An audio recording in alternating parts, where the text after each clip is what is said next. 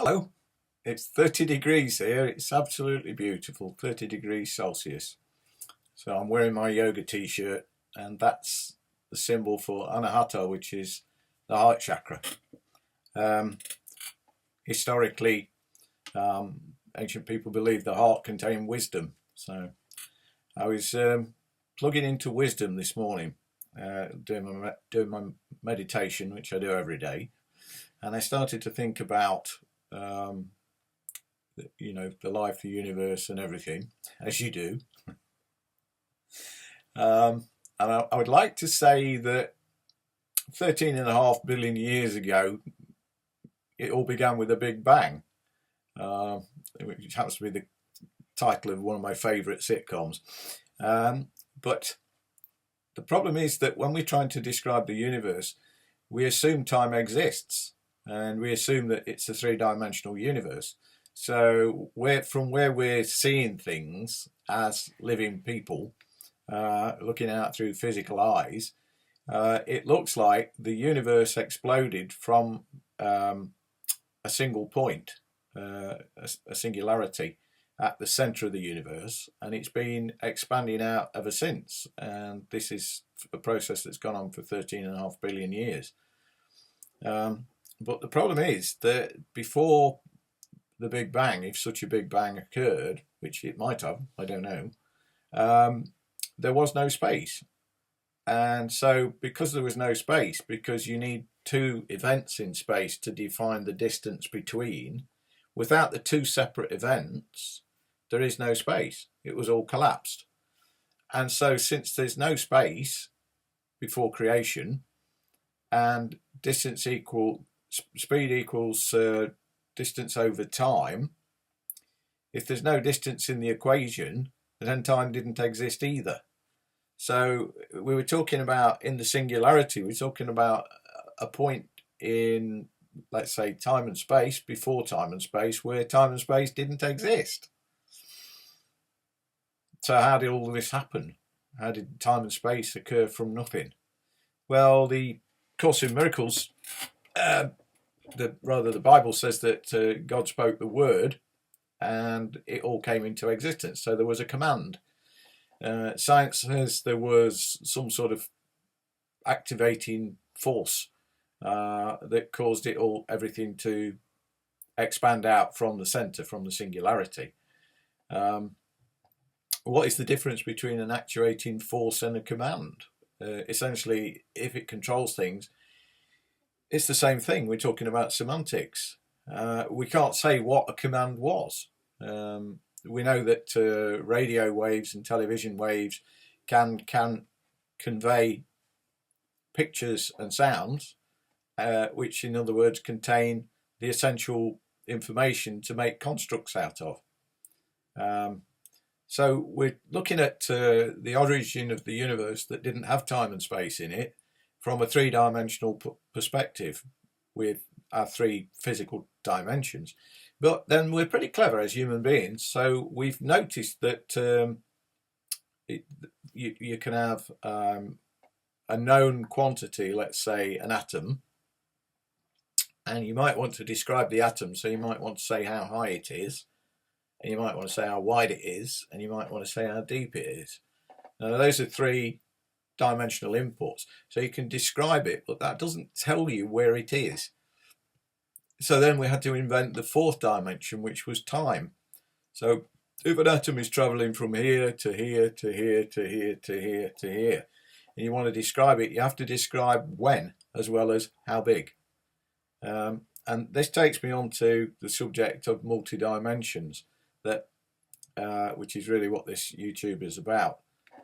In order to construct the universe, it seems it needed more than 4 dimensions. Certainly makes sense that. We've got at the moment a belief that there is something called dark energy and dark matter, and dark energy and dark matter can pass through light matter and light energy seemingly without having any effect. We know that light matter is only 4% of the universe. Presumably the rest, the 96%, is not light matter. And yet, when we look out with telescopes through our human eyes, what we see is the presence of stars, galaxies, etc., etc., and they are predominantly light matter or light energy. So we've got a very kind of patchy picture of what the universe is. And then when you start to deal with quantum mechanics, they tell us that there's actually more than 4 dimensions. There's at least 11, if not 22. And I believe Professor Hawkins has postulated that there's 56. But it doesn't necessarily need to stop there. It could go on ad infinitum. But then the nature of the universe is what? Is it just like a giant computer simulation? Well, I started to think 2 years ago that since we are thoughts in the mind of God, to quote A Course in Miracles, if we are thoughts within the mind of God, the universe actually must be a giant mind. And I was talking to my climbing partner, who laughed and said that's ridiculous.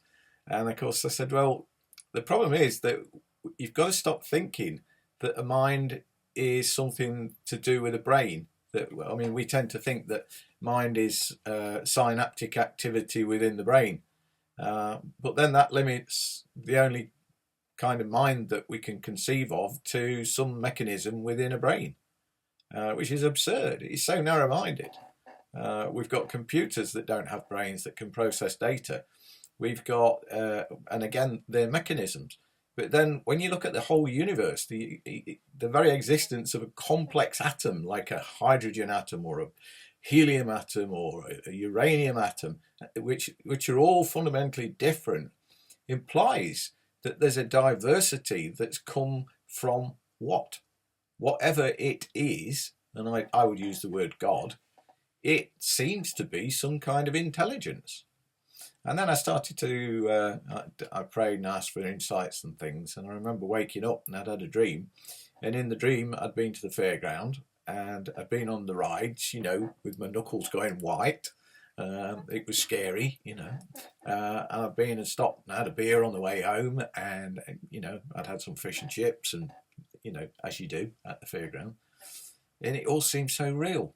And I started to think, well, if my mind can create reality when I'm asleep within a dream, and that seems real. In the dream I can't tell the difference because I've woken up sweating, I've woken up sexually aroused, I've woken up